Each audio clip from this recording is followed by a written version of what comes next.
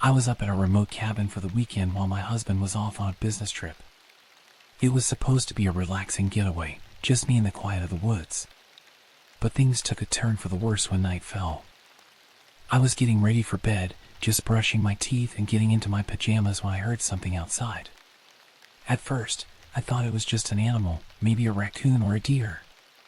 But then I heard the footsteps, slow and deliberate, crunching on the gravel outside the cabin. I froze, my heart pounding in my chest as I tried to listen for any other sounds. That's when I saw them in shadows moving in the darkness, just beyond the window. I felt a chill run down my spine as I realized I wasn't alone out here in the woods. I didn't know what to do. I was all alone, with no one around to help me if things went south. I considered calling the police, but I didn't want to make a fuss if it turned out to be nothing. So, I just sat there in the darkness, waiting and listening. The footsteps seemed to come closer, circling around the cabin as if whoever was out there was trying to find a way in. I felt a surge of panic rising up inside me as I realized that I was completely vulnerable out here in the middle of nowhere. I thought about locking the doors and windows, but I didn't want to make any noise that might give away my position. So, I just sat there, clutching the blanket around me and praying that whoever was out there would just go away. But they didn't. Instead, they seemed to be getting bolder, tapping on the windows and rattling the door handle as if trying to find a way inside. I felt my heart pounding in my chest as I tried to think of what to do next. That's when I remembered my husband had left his gun in the cabin, just in case of emergencies. I knew that I wasn't much of a shot, but it was better than nothing. I quietly made my way over to the closet where he tapped it, trying to keep my breathing steady as I reached for it. I grabbed the gun and checked to make sure it was loaded, my hands shaking as I tried to steady myself. I knew that I might have to use it if things got any worse, and I was terrified at the thought of having to defend myself against whoever was out there. But just as I was about to go back to the window to see if I could get a glimpse of whoever was outside, the footsteps suddenly stopped. I froze, my heart pounding in my chest as I strained my ears for any other sounds. But there was nothing. No footsteps, no rattling at the door, just the quiet of the night. I waited for what felt like hours, but nothing else happened. Eventually, I mustered up the courage to go back to bed, keeping the gun close at hand just in case. The next morning, I woke up to find that everything was back to normal. There were no signs of anyone outside the cabin, and I couldn't shake the feeling that maybe it had all just been a bad dream. But when my husband came back from his trip later that day, I couldn't help but tell him about what had happened. He was shocked and immediately called the police to report it, just to be safe. They came out to investigate, but they didn't find anything. No footprints, no signs of forced entry, nothing. It was as if whoever had been outside the cabin had just disappeared into thin air. I'll never forget that night, and I'll always be grateful that I had the presence of mind to grab that gun. It might have saved my life, and I'll never take my safety for granted again.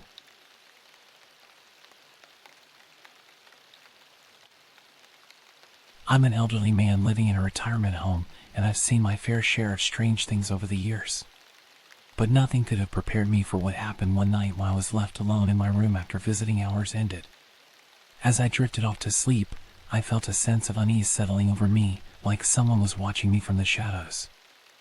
I tried to shake off the feeling, telling myself that it was just my imagination running wild in the darkness. But then, as if on cue, I woke up to find a figure standing at the foot of my bed, their silhouette illuminated by the soft glow of the night light. I froze, my heart pounding in my chest as I stared at the intruder in shock.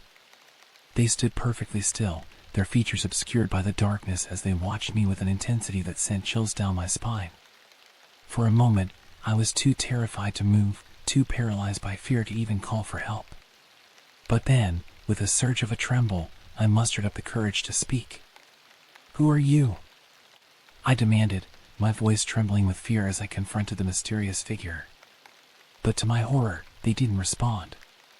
Instead, they continued to stare at me with an unnerving intensity, their presence filling the room with an oppressive sense of dread. I knew I had to do something, to take action before it was too late. With a shaky hand, I reached for the call button beside my bed, praying that someone would come to my rescue. But even as I pressed the button, I couldn't shake the feeling that I was completely alone, that there was no one out there who could save me from whatever lurked in the darkness. Minutes passed like hours as I waited for help to arrive, the figure at the foot of my bed never once moving from their spot. It was as if they were rooted to the spot, their gaze fixed on me with a chilling intensity. And then, just when I thought I couldn't take it anymore, the door to my room burst open, flooding the room with light as a nurse rushed into my aid. She found me trembling in bed, my eyes wide with fear as I pointed to the figure at the foot of my bed. But when she turned to look, there was nothing there, just an empty space where the intruder had been standing moments before. I tried to explain what had happened, to tell her about the mysterious figure that had appeared in my room. But she just chalked it up to a bad dream, a trick of the imagination brought on by the stress of being alone in the dark. But I knew better. I knew that what I had seen was real, that there was something lurking in the shadows, waiting to strike when I least expected it. From that night on, I made sure to keep the lights on at all times, to banish the darkness and the things that lurk within it.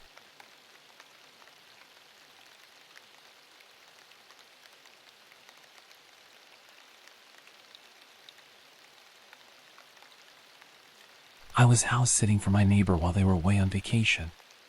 It was a quiet neighborhood, and I didn't expect anything out of the ordinary to happen. But one night, while I was watching TV in the living room, I heard someone knocking on the front door.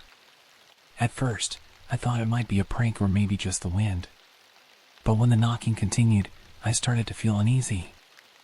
I hesitated for a moment, then got up to answer the door. When I opened it, there was no one there. I peered into the darkness, but the street was empty. I shrugged it off, thinking it must have been my imagination playing tricks on me. I closed the door and went back to the living room, trying to shake off the feeling of unease that had settled over me. But just as I was starting to relax, I heard the knocking again. This time, it was louder, more insistent. I froze, my heart pounding in my chest. I didn't want to answer the door, but I couldn't ignore it either. With trembling hands, I made my way back to the front door and cautiously opened it. Again, there was no one there. I scanned the street, but it was deserted. I felt a chill run down my spine as I closed the door and locked it securely. I tried to convince myself that it was just a prank or maybe a stray animal, but deep down, I knew something wasn't right. I couldn't shake the feeling that someone was watching me, waiting for me to let my car down. I spent the rest of the night on edge, jumping at every sound and carrying out the windows, searching for any sign of movement. But the street remained silent and empty. As the hours passed, exhaustion finally caught up with me, and I must have dozed off on the couch. But when I woke up, it was to the sound of knocking once again. This time, it was coming from the back door. My heart raced as I crept through the house, trying to stay quiet. I reached the back door and hesitated, my hand hovering over the doorknob. I didn't want to open it, didn't want to see what was on the other side. But I knew I had to. With a shaky breath, I twisted the doorknob and pulled the door open. And just like before, there was no one there. I stepped outside, scanning the backyard, but it was empty. I felt a wave of relief wash over me as I closed and locked the door behind me. But the sense of unease lingered, gnawing at the edges of my mind. I couldn't shake the feeling that someone was playing a cruel trick on me, or worse, that someone was watching me, waiting for the perfect moment to strike. I spent the rest of the night barricaded in a living room. The TV turned up loud to drown out the sound of my racing thoughts. I didn't sleep a wink, my eyes darting around the room at the slightest sound. When morning finally came, I was exhausted and frazzled. I couldn't wait to get out of the house and back to the safety of my own home. I packed up my things quickly, eager to put the night behind me. As I locked up the house and stepped out onto the front porch, I paused, glancing back at the empty street one last time. And that's when I saw it, a figure standing in the shadows across the street, watching me. My blood ran cold as our eyes met, and then, as quickly as it had appeared, the figure was gone. I didn't stick around to find out who or what it was. I jumped into my car and drove away as fast as I could, grateful to be leaving that house of horrors behind me.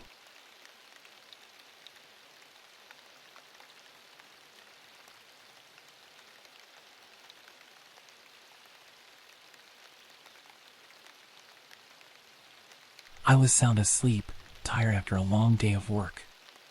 Suddenly, I woke up to a faint whispering sound. At first, I thought it was just my imagination, but then I heard it again, someone whispering my name from the other side of my bedroom door. My heart started racing as I lay there in the darkness, listening intently. I couldn't make out what the voice was saying, but it sounded urgent, almost desperate. I tried to convince myself that it was just a dream, but deep down, I knew that something wasn't right. With trembling hands, I reached for my phone on the bedside table, ready to call the police if things took a turn for the worse. But as I fumbled with the buttons, the whispering stopped abruptly, leaving me alone in the silence of my apartment. I lay there for what felt like hours, too scared to move. Every creak of the floorboards, every gust of wind outside made me jump. I kept telling myself that I was being paranoid, that there was a logical explanation for what I had heard, but I couldn't shake the feeling of unease that had settled over me. Eventually, exhaustion got the better of me, and I must have drifted off to sleep again. When I woke up the next morning, everything seemed normal.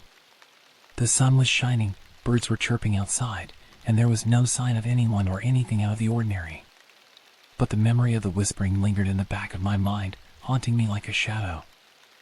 I couldn't shake the feeling that someone had been in my apartment last night, watching me, waiting for me to let my guard down. I tried to push the thought aside and go about my day as usual, but every little noise made me jump. I kept checking the locks on the doors and windows, making sure that everything was secure.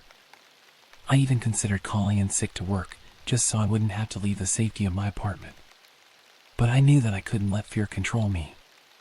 I had to be brave, face whatever was out there head on. So, I forced myself to leave the apartment, to go about my day as if nothing had happened. But deep down, I knew that things would never be the same again. That night, as I lay in bed, I couldn't shake the feeling of dread that hung over me like a dark cloud. I kept the lights on, too afraid to close my eyes and risk hearing that whispering voice again. But no matter how hard I tried to stay awake, sleep eventually overtook me.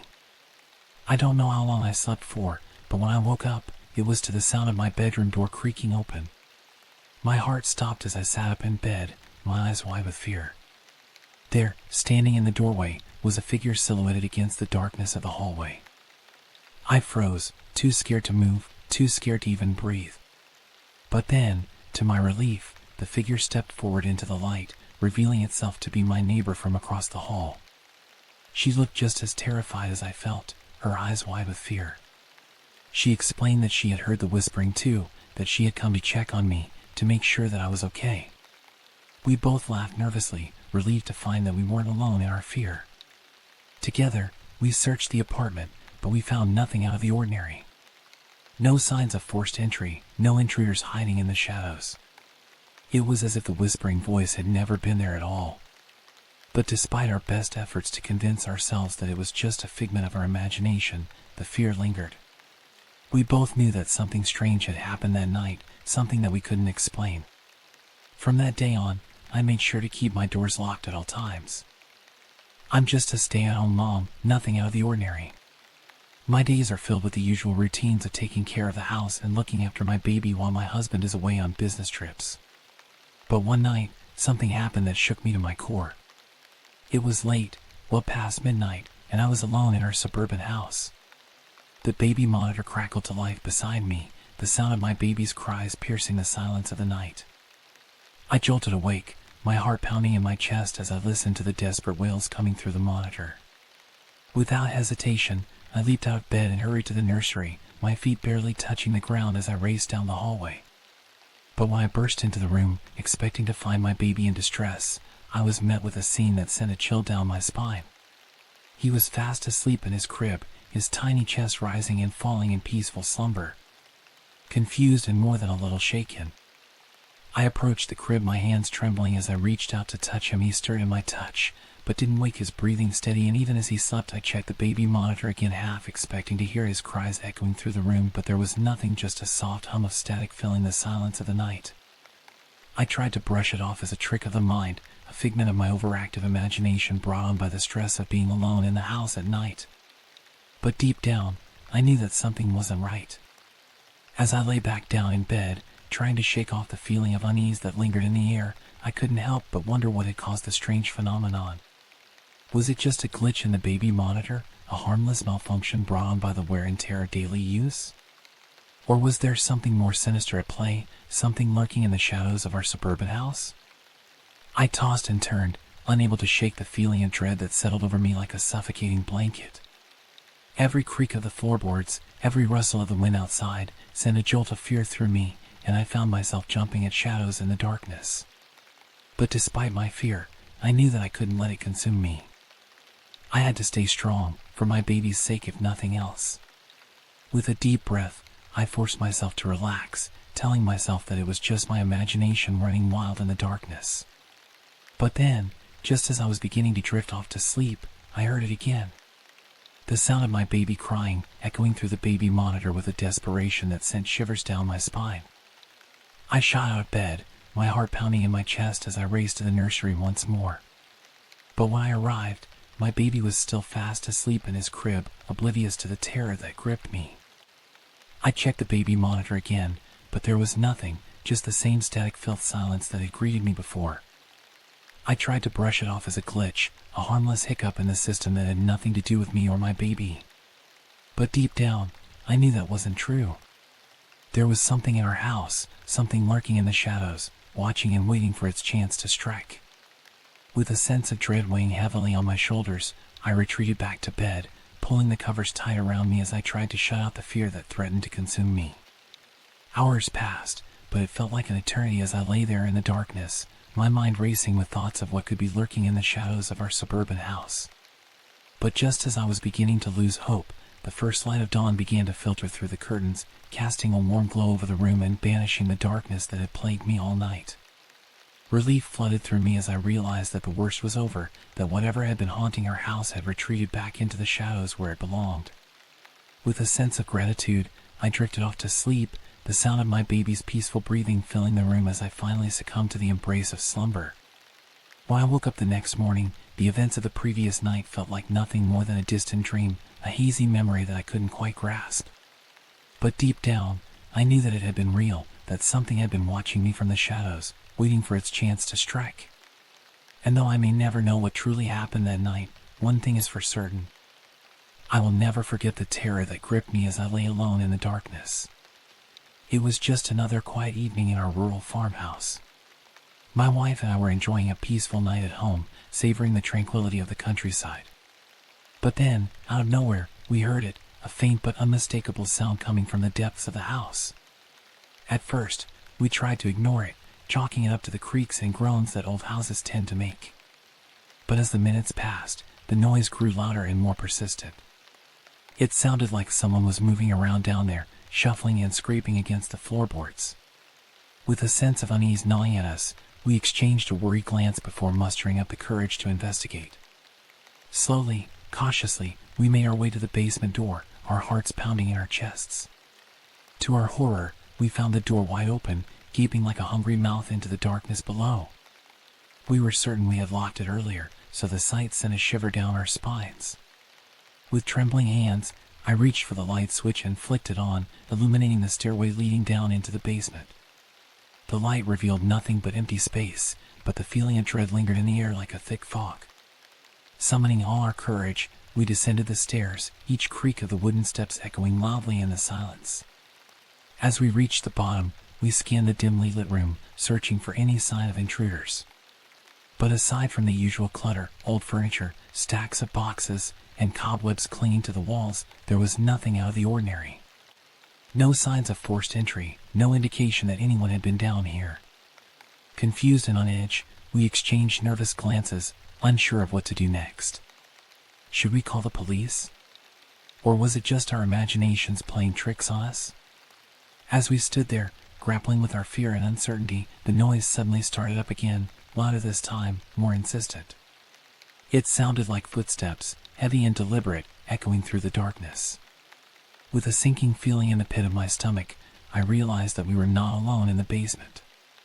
Someone, or something, was down here with us, lurking in the shadows.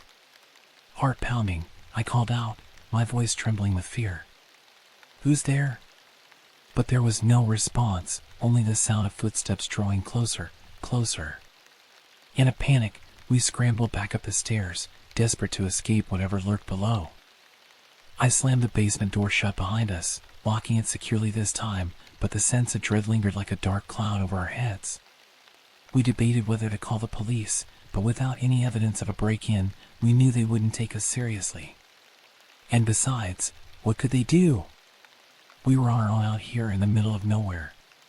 For the rest of the night, we huddled together in our bedroom, too terrified to sleep, listening intently for any more signs of intruders. But aside from the occasional creak of the floorboards and the howling of the wind outside, the house remained silent. Morning finally dawned, casting a pale light into the room and dispelling some of the darkness that had gripped us during the night. With a sense of relief, we ventured downstairs, half expecting to find the basement door wide open again. But to our surprise, everything seemed normal. The door was still locked, and there were no signs of anyone or anything having been down there. As the day wore on, we tried to put the events of the previous night behind us, chalking it up to our imaginations running wild. But deep down, we couldn't shake the feeling that something wasn't right. To this day, we still don't know what happened that night, whether it was a prowler, an animal, or something more sinister. I had just finished another exhausting day at the office, and all I wanted was to get back to my condo and collapse into bed. As I stepped into the elevator and pressed the button for my floor, I felt a sense of relief wash over me. But that feeling didn't last long. As the elevator began its ascent, I caught a glimpse of movement in the reflection of the doors. At first, I thought it was just my imagination playing tricks on me, but when I looked closer, I saw a figure standing behind me, lurking in the shadows of the elevator. My heart skipped a beat as I spun around, but there was no one there. I told myself that I was just tired, that I was seeing things, but deep down, I knew that something wasn't right. I tried to shake off the feeling of unease as the elevator continued its slow climb, but the image of that mysterious figure lingered in the back of my mind. I kept glancing over my shoulder, half expecting to see them standing there, watching me. When the elevator finally reached my floor, I practically sprinted out, eager to escape the confines of the small space. But as I stepped into the hallway, I couldn't shake the feeling that I was being followed. I fumbled with my keys, my hands shaking as I tried to unlock the door to my condo. Every creak of the floorboards, every gust of wind outside, made me jump. I felt like a trapped animal, cornered and vulnerable. Finally, I managed to get the door open and practically threw myself inside, slamming it shut behind me. I leaned against the door, gasping for breath, my heart pounding in my chest. I told myself that I was just being paranoid, that there was a logical explanation for what I had seen. But as I stood there in the darkness of my condo, I couldn't shake the feeling that something was terribly wrong. I spent the rest of the night on edge, jumping at every little noise, every shadow that flickered across the walls. I tried to distract myself with work, with TV, with anything to take my mind off of what had happened, but it was no use. As the hours dragged on, I grew more and more exhausted, but I was too afraid to fall asleep. I kept replaying the events of that night in my mind, trying to make sense of what I had seen. When morning finally came, I felt like a wreck, tired, frazzled, and on edge. I knew that I couldn't go on like this, that I had to do something to put my mind at ease. I decided to talk to the building manager to see if there had been any reports of suspicious activity in the building. But when I mentioned what had happened in the elevator, he just looked at me like I was crazy. He assured me that there was nothing to worry about, that it was probably just a glitch in the security camera system.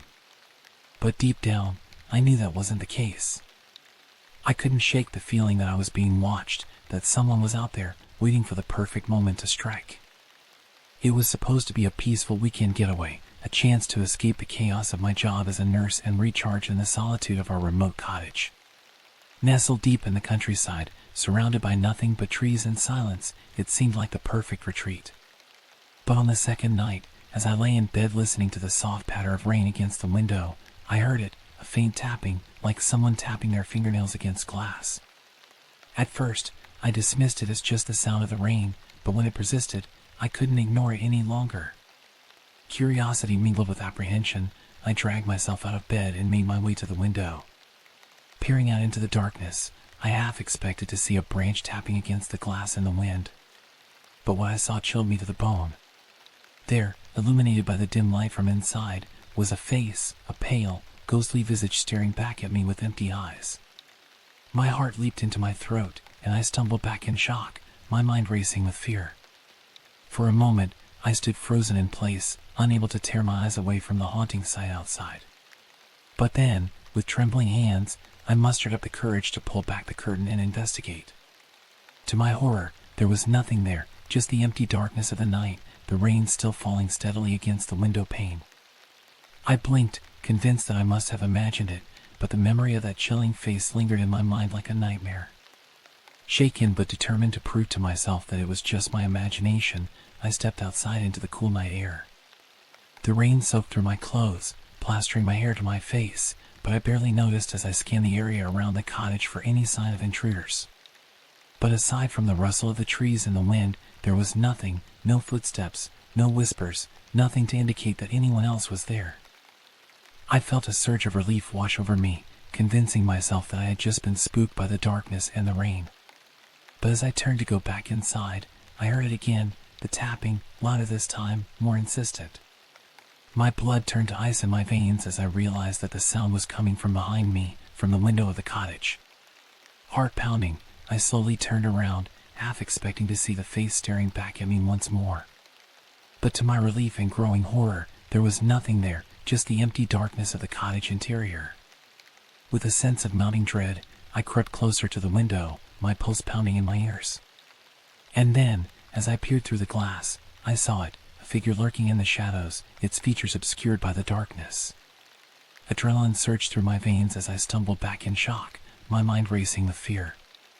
Who, or what, was out there, watching me from the darkness? And why had they chosen me as their target? With trembling hands, I fumbled for my phone, desperate to call for help. But as I dialed 911, I realized with a sinking feeling that there was no signal out here in the wilderness, no way to reach the outside world for help. Panic rising in my chest, I stumbled backwards, my mind racing with fear and uncertainty. Should I stay and confront whatever was out there, or should I flee into the night and hope to escape whatever horrors awaited me? In the end, instinct took over, and I turned and ran, my heart pounding in my chest as I fled into the darkness. The rain soaked through my clothes, stinging my eyes and obscuring my vision, but I didn't stop until I had reached the safety of the nearest town. To this day, I still don't know what, or who, was lurking outside the cottage in the woods. I'm house sitting for a colleague while they're on sabbatical, and let me tell you, this place gives me the creeps. It's a sprawling Victorian mansion, old and creaky, with more rooms than I know what to do with. The first night was uneventful, but last night was something else. I was sitting in the living room, grading papers, when I heard footsteps echoing through the empty halls. At first, I thought it was just my imagination, but then I heard the unmistakable sound of a door slamming shut somewhere upstairs. I froze, my heart pounding in my chest. I told myself it was just the house settling, that old buildings make all sorts of weird noises, but deep down, I knew that wasn't the case. I debated whether to investigate or just pretend like nothing happened and go back to my work. But curiosity got the better of me, and I found myself creeping up the stairs, my footsteps echoing through the silent house. Every creak of the floorboards, every gust of wind rattling the windows, sent shivers down my spine. I felt like I was being watched, like there was something lurking in the shadows, waiting to pounce. I made my way down the dimly lit hallway, my heart racing with each step. As I reached the top of the stairs, I saw a door standing wide open at the end of the hallway, a faint light spilling out from within. I approached cautiously, my hand trembling as I reached out to push the door open further. What I saw inside made my blood run cold. The room was empty, but there was a chill in the air that sent goosebumps racing across my skin. I could feel eyes pouring into me from every corner of the room, watching my every move. I wanted to run to get out of there as fast as I could, but something kept me rooted to the spot. I felt like I was being drawn in, like there was something in that room that wanted me there. I mustered up every ounce of courage I had and stepped inside, my heart pounding in my chest. The air grew colder with each passing second, and I could feel the hairs on the back of my neck standing on end. And then, just as suddenly as it had started, it stopped. The footsteps, the slamming doors, all of it, it was like it had never happened. I stood there for a moment, trying to catch my breath, trying to make sense of what had just happened. I wanted to leave, to get out of there and never look back, but something compelled me to stay. I couldn't shake the feeling that there was something in that house, something dark and sinister lurking just out of sight. I spent the rest of the night on edge, jumping at every little noise, every shadow that flickered across the walls. I tried to convince myself that it was all just my imagination, that there was a rational explanation for what had happened, but deep down, I knew that wasn't the case. When morning finally came, I couldn't get out of there fast enough. I packed up my things and practically ran out the door, vowing never to set foot in that house again. I'm a police officer in a small town apartment complex. After a late shift, I return home, exhausted and ready to unwind. The night is quiet as I enter my apartment, the only sound the soft hum of the air conditioning. As I settle in for the night, I hear something strange, the sound of someone trying to pick the lock on my front door. My heart skips a beat as I freeze in place, listening intently to the rhythmic clicks and scrapes coming from the other side. Instinct kicks in, and I reach for my gun, my hand shaking slightly as I prepare for the worst. I'm trained for situations like this, but nothing can fully prepare you for the fear that grips you when danger lurks just outside your door. With adrenaline coursing through my veins, I creep toward the door, careful to make as little noise as possible. Every creak of the floorboards feels like an eternity as I inch closer to the source of the sound. Finally, I reach the door, my heart pounding in my chest as I steel myself for what lies on the other side. With a deep breath, I throw open the door, my gun raised and ready to fire. But to my surprise, there's no one there. The hallway is empty, the only evidence of the intruder's presence the faint scrape marks on the lock. Confused and more than a little shaken, I step into the hallway, my eyes scanning the area for any sign of movement.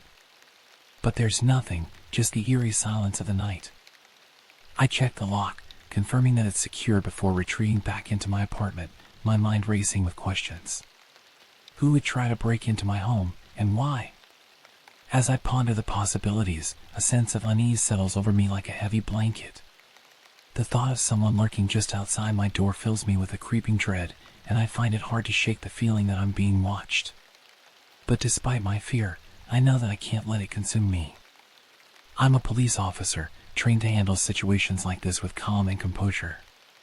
With a deep breath, I force myself to relax, telling myself that it was just a random act of vandalism or perhaps a mistake. But deep down, I know that it was something more, something sinister lurking just beyond the edge of my vision. For the rest of the night, I keep a close eye on my surroundings. My sense is heightened as I wait for any sign of trouble. But the night passes without incident, and soon, the first light of dawn begins to filter through the windows, banishing the darkness that had plagued me all night. I'm an artist, and I often find myself working late into the night in my studio loft. There's something about the quiet darkness that inspires me, the way the shadows dance across the canvas, breathing life into my creations. But lately, I've been feeling like I'm not alone in the studio. It's a subtle feeling, a prickling at the back of my neck that sends shivers down my spine. At first, I brush it off as my imagination running wild in the silence of the night. But as the feeling persists, I can't shake the sense that someone or something is watching me. I try to focus on my work, losing myself in the swirls of paint and the rhythmic strokes of my brush. But every now and then, I catch movement out of the corner of my eye, a fleeting glimpse of something or someone lurking just beyond the edge of my vision. It's unnerving, to say the least, but I try to push the feeling aside, telling myself that it's just my mind playing tricks on me in the darkness. But then, one night, as I'm hunched over my canvas, lost in the flow of creation, I feel it, a presence in the room, heavy and oppressive, like a weight pressing down on my chest. I freeze, my heart pounding in my chest as I slowly turn around, expecting to see someone, or something, standing in the doorway. And there he is, a figure, tall and shadowy, framed against the dim light of the hallway. For a moment, our eyes meet, and I'm paralyzed with fear, unable to move or speak. But then, in the blink of an eye, he's gone, disappearing into the darkness as if he was never there at all. I'm left standing there, trembling and alone, the echoes of his presence lingering in the air like a ghost. I try to convince myself that it was just a trick of the light, that there's no one else in the studio with me. But deep down, I know the truth. I'm not alone, and whatever, or whoever, is watching me is not of this world. Terrified, I gather my courage and make my way to the door, my heart pounding in my chest as I peer out into the hallway. But there's no one there, just the empty expanse of the studio, bathed in darkness. I want to run, to flee from this place and never look back. But something holds me back, a nagging sense of curiosity that compels me to stay and confront whatever, or whoever, is haunting me. With trembling hands, I reach for my phone, my fingers fumbling as I dial 911, my voice shaking as I explain the situation to the operator on the other end. Within minutes, the police arrive, their voices echoing through the studio as they search for any sign of the intruder. But they find nothing, no trace of the man who was standing in the doorway, no evidence that anyone else was ever here. I'm left feeling shaken and vulnerable, my sense of safety shattered by the encounter. But as the police reassure me that they'll increase patrols in the area, I feel a glimmer of hope. Maybe, just maybe, I'll be able to put this nightmare behind me and move on with my life. I've always loved cooking. There's something therapeutic about chopping vegetables, stirring sauces, and creating delicious meals from scratch.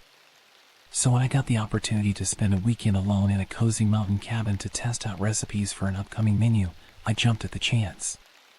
The cabin was nestled deep in the heart of the mountains, surrounded by towering pine trees and breathtaking views of the wilderness. It was the perfect setting for a culinary adventure, far away from the hustle and bustle of city life. The first day passed without incident. I spent hours experimenting in the kitchen, trying out new flavor combinations and techniques. But as the sun began to set and darkness descended over the mountains, I couldn't shake the feeling of unease that settled over me like a heavy blanket. I chalked it up to my overactive imagination, the product of spending too much time alone in the wilderness. But as I prepared to turn in for the night, I couldn't shake the feeling of being watched, as if someone, or something, was lurking just beyond the edge of the forest. That night, as I lay in bed listening to the sounds of the forest outside, I heard it, the unmistakable sound of pots and pans clanging together in the kitchen. At first, I dismissed it as just the wind or a trick of my imagination, but as the noise grew louder and more persistent, I couldn't ignore it any longer. Heart pounding in my chest, I crept out of bed and made my way to the kitchen, my footsteps echoing loudly in the silence of the cabin. The door creaked open, and I peered inside, half expecting to see an intruder rummaging through my pots and pans. But to my horror, the kitchen was empty. The only sound the faint hum of the refrigerator and the soft patter of rain against the windows. I blinked, convinced that I must have imagined it, but the memory of those clanging pots and pans lingered in my mind like a bad dream. Shaken but determined to prove to myself that it was just my imagination, I searched the kitchen from top to bottom, checking every cupboard and drawer for any sign of an intruder. But aside from the usual assortment of cooking utensils and ingredients, there was nothing out of the ordinary. I tried to convince myself that it was just the wind or a trick of my mind, but deep down, I knew that something was in light. With a sense of growing unease, I returned to bed, but sleep eluded me, my mind racing with fear and uncertainty. The next day, I tried to put the incident out of my mind and focus on my cooking. But as the day wore on and night fell once again, the feeling of unease returned, stronger than ever. That night, as I lay in bed, I heard it again, the sound of pots and pans clinging together in the kitchen. This time, there was no mistaking it. The noise was loud and clear, echoing through the cabin like a death knell. Heart pounding in my chest, I forced myself to get out of bed and investigate. But as I reached the kitchen door, a sudden sense of dread washed over me, like a wave crashing against the shore. With trembling hands, I pushed open the door and stepped inside, half expecting to come face to face with some unseen intruder.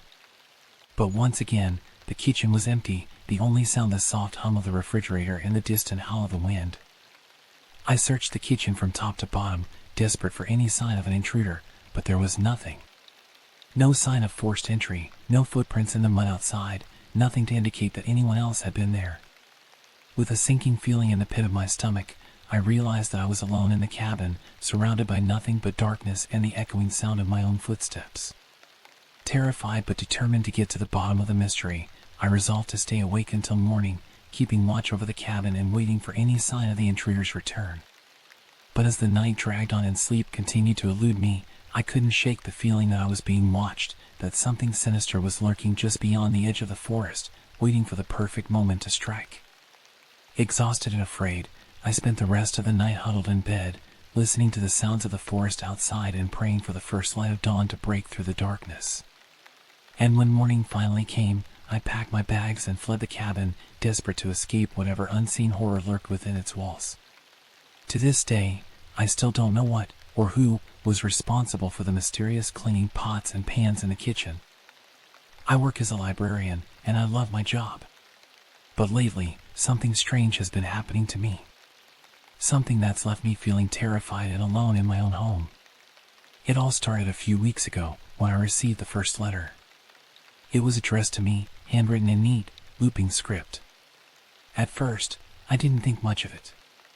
Maybe it was just a letter from a friend or a family member. But as I read through it, my blood ran cold. The letter detailed intimate details of my daily life, why I ate for breakfast, where I went for my morning walk, even the book I checked out from the library that day. It was as if someone had been watching me, following me around and taking notes on everything I did. At first, I tried to convince myself that it was just a prank, that someone was playing a sick joke on me. But as the days went by and more letters arrived, I couldn't shake the feeling of unease that settled over me like a dark cloud. I confronted my neighbors, hoping that maybe one of them had seen something or heard something that could help explain what was happening. But to my horror, they all denied sending the letters, claiming that they hadn't seen or heard anything out of the ordinary. I didn't know what to do. I felt like I was losing my mind, like I was being watched and stalked by some unseen predator lurking in the shadows. I couldn't sleep, couldn't eat, couldn't focus on anything other than the letters and the terrifying realization that someone was out there, watching me, waiting for the perfect moment to strike. Every creak of the floorboards, every rustle of the curtains, sent shivers down my spine, and I found myself jumping at the slightest sound, my heart pounding in my chest like a drum. I tried to reach out to the police, hoping that maybe they could help me figure out who was behind the letters. But without any concrete evidence or proof of wrongdoing, there was little they could do to help.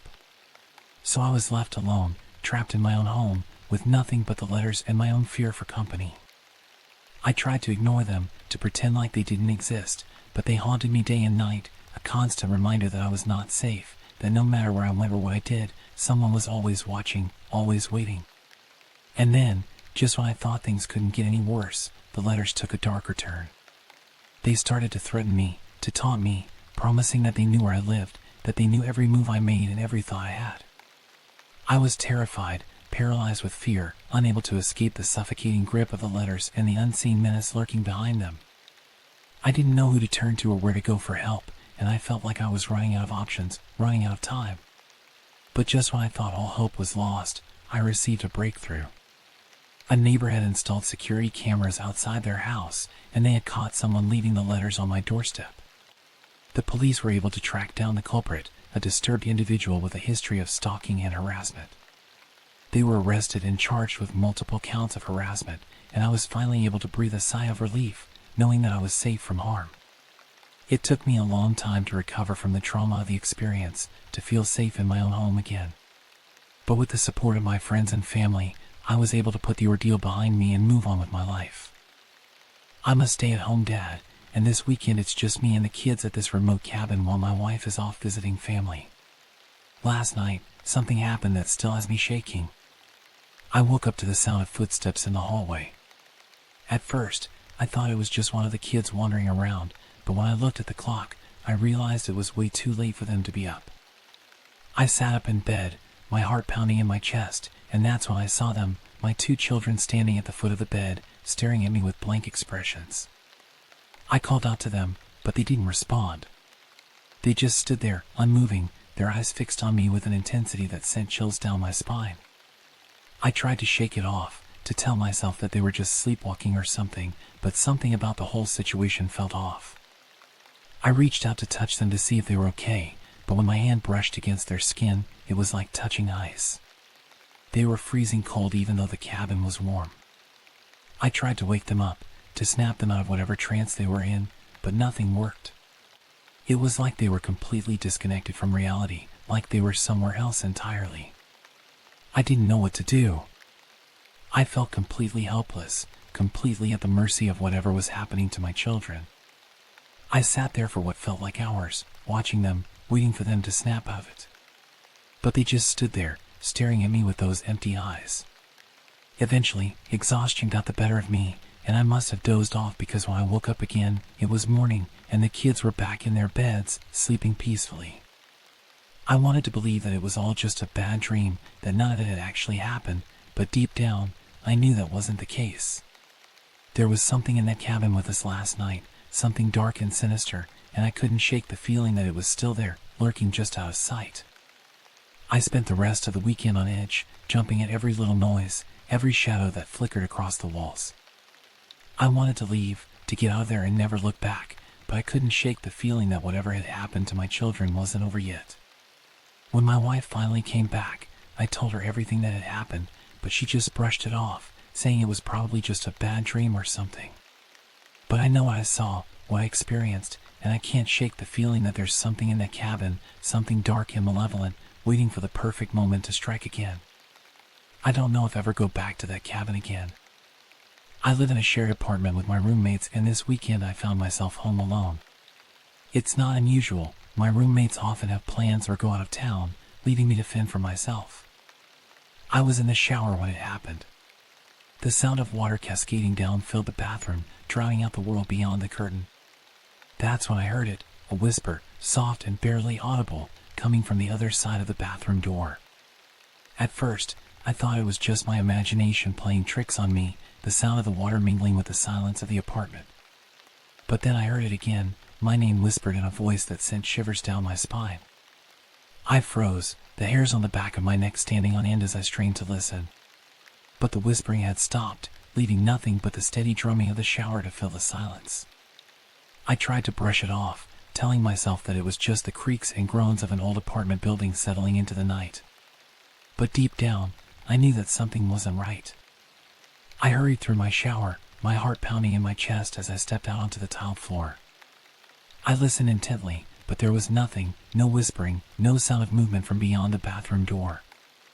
I wrapped a towel around myself and tiptoed out into the hallway, my senses on high alert as I scanned the dimly lit apartment for any sign of intruders. But everything seemed normal. The living room was empty, the lights casting long shadows across the floor as they flickered in the darkness. I tried to convince myself that I was just being paranoid, that there was no one else in the apartment with me. But as I made my way to my room, I couldn't shake the feeling of unease that lingered in the air. I locked the door behind me and climbed into bed, pulling the covers up tight around me as I tried to push the events of the evening out of my mind. But as I lay there in the darkness, my thoughts kept returning to the whispering in the bathroom. Who could it have been? And what were they calling my name? I tried to tell myself that it was just a prank, that one of my roommates was playing a trick on me. But deep down, I knew that it was something more sinister, something that I couldn't explain away with logic or reason. I tossed and turned, unable to shake the feeling of dread that settled over me like a suffocating blanket. Every creak of the floorboards, every rustle of the wind outside, sent a jolt of fear through me, and I found myself jumping at shadows in the darkness. But despite my fear, I eventually drifted off to sleep, the exhaustion of the day catching up with me at last. I woke with a start, the sound of footsteps echoing through the apartment. I lay there in the darkness, frozen with fear as I listened to the sound of someone moving around outside my room. I wanted to scream, to call out for help, but fear held me paralyzed, my voice stuck in my throat as I waited for whatever was out there to make its move. But then, just as suddenly as it had started, the footsteps stopped, replaced by an eerie silence that hung heavy in the air. I lay there for what felt like hours, too afraid to move, too afraid to even breathe as I waited for the dawn to break and chase away the darkness.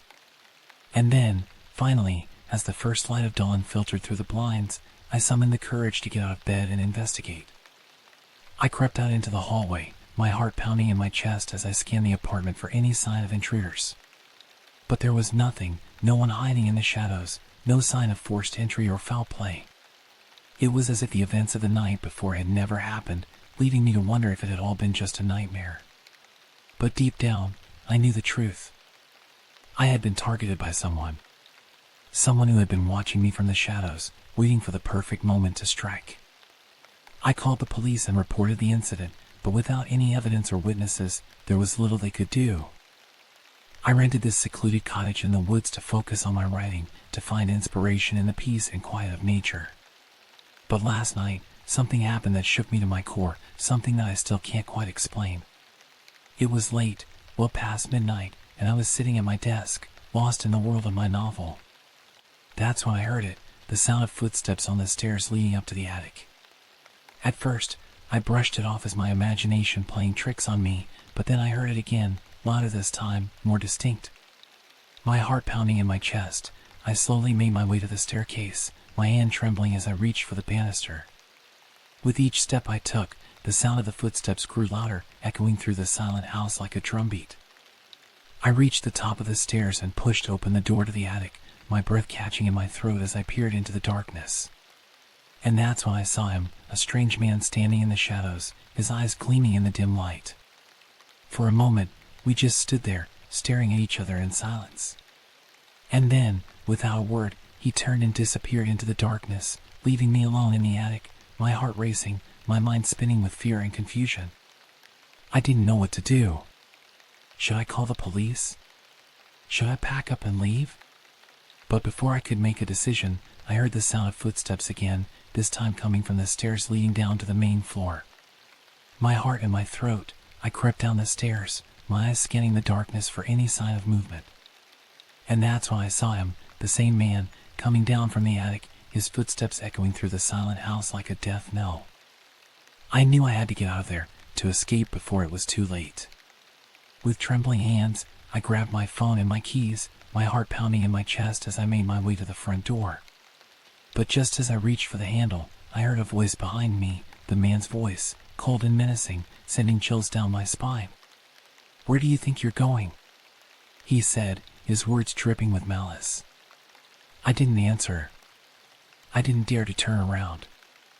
I just grabbed the handle and flung the door open, running out into the night, my heart racing, my breath coming in like it gasps. I didn't stop running until I reached the main road, where I flagged down a passing car and begged the driver to take me to the nearest police station. I told them everything about the cottage, about the strange man in the attic, about the terror that had consumed me. The police launched an investigation, but they never found any sign of a man or any evidence that he had ever been there.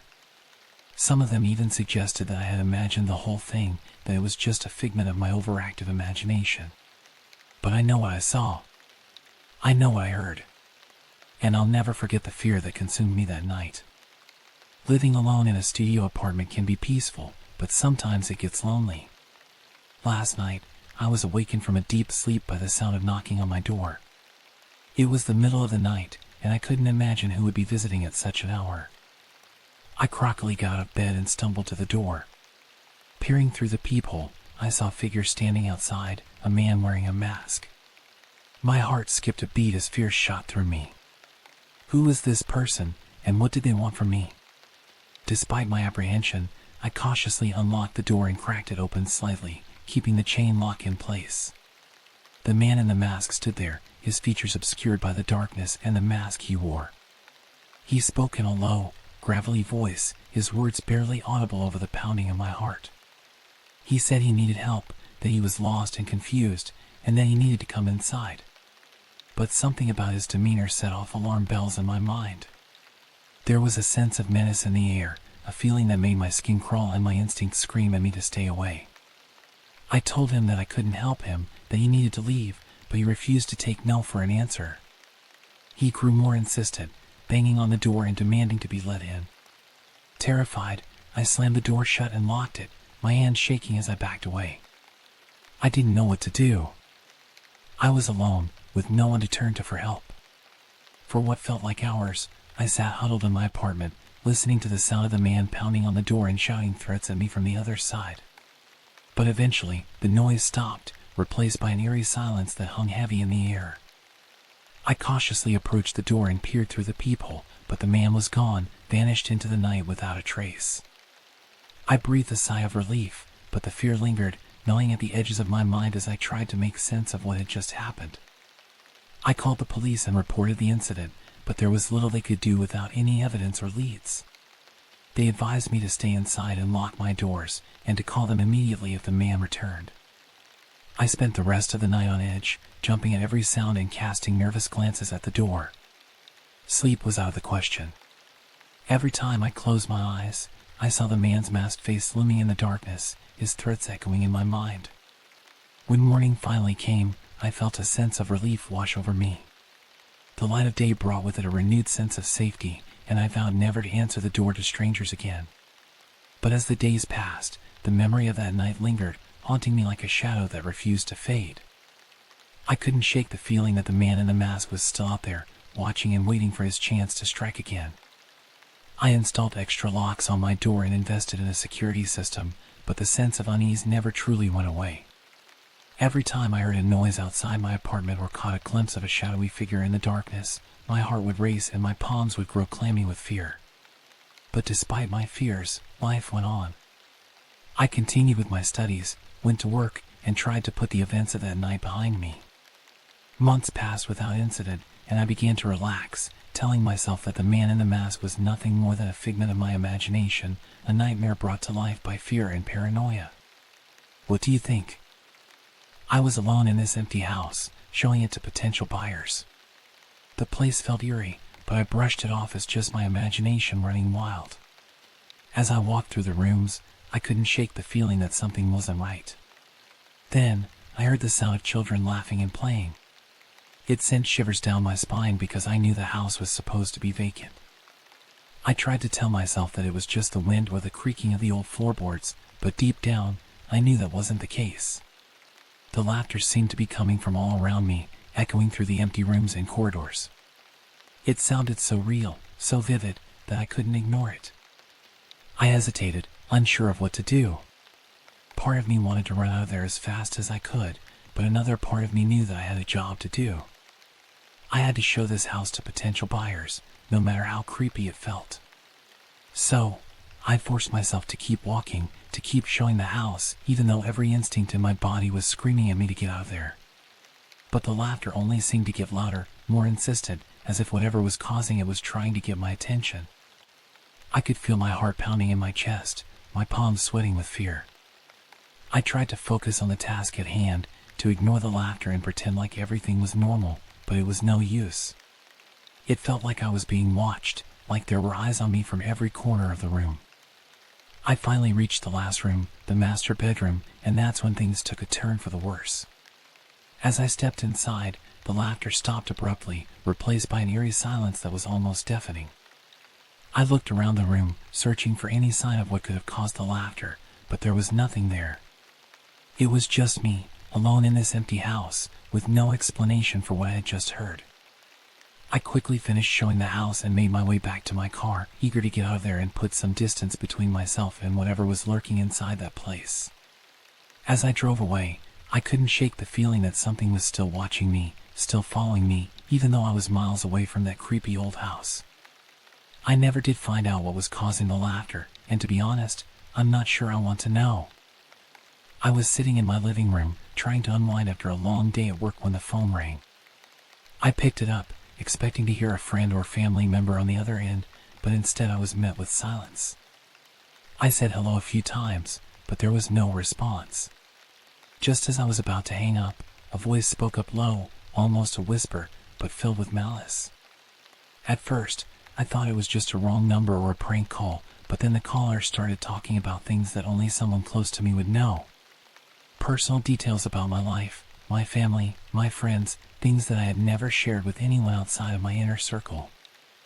I felt a chill run down my spine as the caller continued to speak, their words becoming more and more threatening with each passing moment. They told me that they knew where I lived, that they were watching me right now, and that they were going to come over and confront me in person. I tried to reason with them, to tell them that they had the wrong person, but they wouldn't listen. They just kept repeating the same threats over and over again, their voice growing louder and more aggressive with each passing moment. I hung up the phone, my heart racing with fear. I didn't know who this person was or what they wanted from me, but I knew that I had to do something to protect myself. I called the police and told them what had happened, but they said there wasn't much they could do unless the caller made an actual threat or showed up at my house. I spent the rest of the night on edge, jumping at every sound and constantly checking to make sure that all the doors and windows were locked. I couldn't shake the feeling that someone was watching me, waiting for the perfect moment to strike. The next day, I received another phone call from the same number. This time, The caller was even more aggressive, threatening to come over and hurt me if I didn't do exactly what they said. I knew I had to take matters into my own hands. I called a friend and asked them to come over and stay with me until the police could figure out who was behind these calls. As we waited for the police to arrive, I couldn't help but feel a sense of dread wash over me. Who was this person? Why were they targeting me? And most importantly, how could I make them stop? The police arrived a short time later and took a statement from me and my friend. They said they would do everything they could to track down the caller and put an end to their threats. In the meantime, they advised me to stay vigilant and report any further incidents immediately. Days turned into weeks, and the phone calls eventually stopped. Police never did find out who was behind them, but I was grateful that they had stopped and that I could finally start to feel safe in my own home again. But even now, years later, I still can't shake the feeling of unease that those calls left behind. The fear that someone out there is watching, waiting for the perfect moment to strike. I was alone in my penthouse suite, trying to unwind after a long day of work. The city lights twinkled outside my window, casting eerie shadows across the room. That's when I heard it, the sound of someone pacing back and forth in the hallway outside my door. At first, I thought it was just my imagination, but as the footsteps grew louder, more distinct, I realized that someone was actually there. My heart began to race as I approached the door, my hand trembling as I reached for the handle. I hesitated for a moment, my mind racing with fear and uncertainty. Should I open the door? Should I call the police? But before I could make a decision, there was a knock, 3 sharp raps that echoed through the silent hallway. With a sense of dread, I slowly opened the door, my eyes widening in shock as I came face to face with my neighbor, his eyes wild with anger, a weapon clutched tightly in his hand. I took a step back, my heart pounding in my chest as I tried to make sense of what was happening. "What are you doing here?" I stammered, my voice barely above a whisper. He didn't answer. Instead, he just stood there, staring at me with a look of intense hatred, his grip tightening on the weapon in his hand. And then, without warning, he lunged forward, his eyes blazing with fury. I stumbled backward, my mind reeling with fear and confusion as I tried to defend myself against the sudden attack. But just as I thought all hope was lost, I heard a voice, the voice of another neighbor, calling out from down the hall. "Is everything okay?" They shouted, their voice filled with concern. In that moment of distraction, I managed to break free from my attacker's grasp, scrambling to my feet and fleeing down the hallway, my heart pounding in my chest as I raced towards safety. I didn't stop running until I reached the lobby, where I collapsed in a heap, gasping for breath, my mind spinning with fear and confusion. The police were called and they arrived moments later, taking my neighbor into custody and ensuring that I was safe. It turns out that he had been struggling with mental health issues for some time, and in his delusional state, he had become convinced that I was somehow responsible for his problems. It was a terrifying ordeal, one that left me shaken to my core. But in the end, I was grateful to be alive, grateful to have escaped my life intact.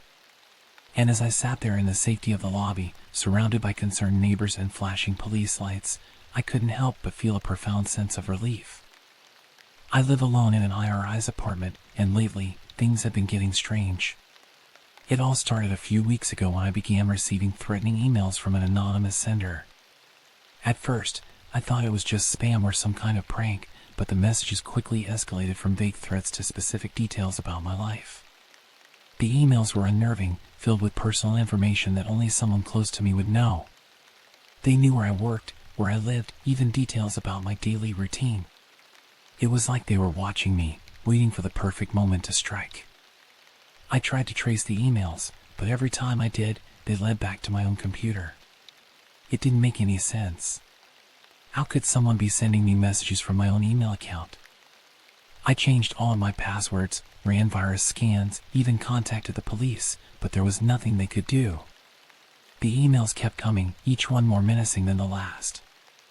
I felt like I was being watched, like someone was always lurking just out of sight, waiting for me to let my guard down. I started to avoid going out alone, always looking over my shoulder and jumping at the slightest sound. But no matter how careful I was, the emails kept coming, each one more threatening than the last. They knew everything about me, my fears, my weaknesses, even my deepest secrets. I began to feel like I was losing my mind, like I was trapped in a nightmare with no way out. I couldn't sleep, couldn't eat, couldn't focus on anything but the constant stream of messages flooding my inbox. And then, just when I thought things couldn't get any worse, I started receiving packages. Packages filled with photographs, newspaper clippings, even items from my own apartment. It was like whoever was behind the emails was trying to drive me insane, to break me down until there was nothing left but fear and paranoia. I knew I had to do something, had to find out who was behind the emails before it was too late. But every time I tried to investigate, I had a dead end. There were no clues, no leads, nothing to point me in the right direction. I was running out of options, running out of time. I felt like I was drowning, suffocating under the weight of my own fear and desperation. But then, just when I was about to give up hope, I received a breakthrough, a message from the anonymous sender taunting me with details about my past, my family, even my childhood. It was like a slap in the face, a wake-up call that snapped me out of my despair and into action. I knew I had to confront whoever was behind the emails, had to put an end to this nightmare once and for all. I gathered up all the evidence I had collected, all the emails, photos, and packages, and marched down to the police station, determined to make them listen. At first, they were skeptical, dismissing my claims as the paranoid ramblings of a disturbed mind. But as I laid out the evidence before them, their expressions changed from disbelief to concern. They promised to launch a full investigation to track down whoever was behind the emails and bring them to justice. And for the first time in weeks, I allowed myself to hope that I could finally put an end to this nightmare and reclaim my life. Days turned into weeks, and still, there was no sign of the anonymous sender. The police did their best, but without any concrete leads, there was little they could do. I began to lose hope, to feel like I was fighting a losing battle against an enemy I couldn't see or touch. But then, just when I was about to give up, I received a message, not from the anonymous sender, but from the police. They had traced the emails back to an old acquaintance of mine, someone I hadn't spoken to in years. It was like a punch in the gut, a betrayal that cut me to the core. But as the shock wore off, I realized that I finally had the answers I had been searching for. I confronted the acquaintance, demanding to know why they had targeted me, why they had tried to ruin my life. And as they confessed to their crimes, I felt a sense of relief wash over me, relief that I could finally put this nightmare behind me and move on with my life. The police arrested the acquaintance, and as they were led away in handcuffs, I felt a sense of closure that I hadn't felt in weeks. I knew that it would take time to heal from the trauma of the experience. I've always loved my modern condo. It's sleek, minimalist, and provides the perfect sanctuary after a long day at work. But lately, things have been off. It started with subtle changes, like the occasional creak of the floorboards or the flicker of the lights. I brushed it off as the quirks of living in a high-rise building, but as time went on, the disturbances became more frequent and unsettling. One night, as I was settling into bed, I noticed a strange fluctuation in temperature. The air suddenly grew stiflingly hot, causing beads of sweat to form on my brow. I glanced at the thermostat and was shocked to see that it was set to an impossibly high temperature, far beyond what I would ever set it to. Confused and a little unnerved, I adjusted the thermostat back to a comfortable level and tried to shake off the feeling of unease that had settled over me. But as the days passed, the temperature fluctuations became more pronounced.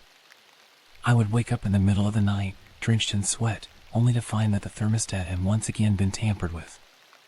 I tried to rationalize it, telling myself that there must be a malfunction with the heating system or a glitch in the thermostat. But deep down, I couldn't shake the feeling that something more sinister was at play. As the weeks went by, the disturbances only grew worse. I would hear strange noises coming from the walls, like the sound of footsteps echoing through the empty rooms when I knew I was alone. At first, I tried to ignore it, telling myself that it was just my imagination running wild in the silence of the night. But the more I tried to convince myself that everything was fine, the more apparent it became that something was seriously wrong. One evening, as I was preparing dinner in the kitchen, I felt a sudden blast of hot air wash over me. I turned to see the windows fogging up with condensation, as if the temperature in the room had skyrocketed in a matter of seconds. I rushed to the thermostat, my heart pounding in my chest as I saw that it had once again been set to an impossibly high temperature. But this time, there was something else. Something written on the display in smudged letters that made my blood run cold. "Get out." I stumbled back in shock, my mind reeling as I tried to process what was happening. Who could have done this? And why? But before I could come up with any answers, I heard a sound behind me. A loud, guttural growl that seemed to emanate from the walls themselves. I turned to see a figure standing in the doorway, shrouded in darkness. For a moment, I froze, unable to move as fear coursed through my veins like ice water. But then, with a surge of adrenaline, I bolted from the room, my heart pounding in my chest as I raced toward the door. I didn't stop running until I was safely outside. The cool night air welcomed relief after the suffocating heat of my condo. As I stood there, trying to catch my breath, I realized that I had to get help. I couldn't go back inside, not with whatever was in there with me. I called the police and explained the situation, my voice trembling as I recounted what had happened. They arrived quickly, but when they searched the condo, they found nothing out of the ordinary. I tried to explain that someone had been in my apartment, that they had tampered with the thermostat and left a chilling message behind. But without any evidence, there was nothing they could do. In the end, I was left to pick up the pieces on my own. I moved out of the condo soon after, unable to shake the feeling of dread that had settled over me like a dark cloud. To this day, I still don't know what happened in that apartment. I don't know who was responsible or why they targeted me. I was home alone in my country house, enjoying the quiet evening after a long day at the clinic when I heard the sound of scratching coming from inside the walls. At first, I thought it might be a mouse or some other rodent, so I went to investigate. I checked all around the house, looking for any signs of pests, but there was nothing. No droppings, no chewed wires or holes in the walls, nothing that would suggest that there was anything living in there. But the scratching continued, growing louder and more insistent with each passing moment. It sounded like whatever was making the noise was trying to claw its way out from inside the walls, desperate to escape. I tried to ignore it, telling myself that it was just my imagination playing tricks on me, but the scratching wouldn't stop. It echoed through the empty house, filling every room with its very sound. I couldn't take it anymore. I grabbed a flashlight and went outside to see if I could find anything that might be causing the noise. I searched the perimeter of the house, shining my light into every nook and cranny, but there was nothing out of the ordinary. No animals, no signs of disturbance, just the quiet darkness of the night. I was starting to feel foolish, like I was chasing after shadows, when I heard it again, the scratching, louder than ever, coming from directly behind me. I spun around, shining my flashlight into the darkness, but there was nothing there. Just the empty expanse of the backyard, stretching out into the night. I felt a shiver run down my spine as I realized that whatever was making the noise wasn't outside, it was inside the house, right behind me. I hurried back inside, my heart pounding in my chest, and started searching every room, determined to find the source of the scratching once and for all. But no matter where I looked, I couldn't find anything. It was like the sound was coming from everywhere and nowhere at the same time, echoing through the empty halls of the house. I started to feel like I was going crazy, like the scratching was driving me to the brink of insanity. I couldn't eat, I couldn't sleep, all I could think about was finding out what was making that noise. I considered calling a pest control company, but I knew they wouldn't be able to help me. Whatever was causing the scratching wasn't a normal pest, it was something else, something far more sinister. I spent hours scouring every inch of the house, tearing apart furniture and ripping up floorboards in a desperate attempt to find the source of the noise. And then, just when I was about to give up hope, I found a small, hidden compartment in the wall, just big enough for something to squeeze through. Inside, I found a tangle of wires and pipes, but there was something else too, something moving, something alive. I reached out with trembling hands and pulled back the insulation, revealing a pair of eyes staring back at me from the darkness. It was a rat, but not just any rat, this one was different. Its eyes were filled with a malevolent intelligence, like it knew exactly what it was doing and why. I tried to grab it, to catch it and get rid of it once and for all, but it was too fast.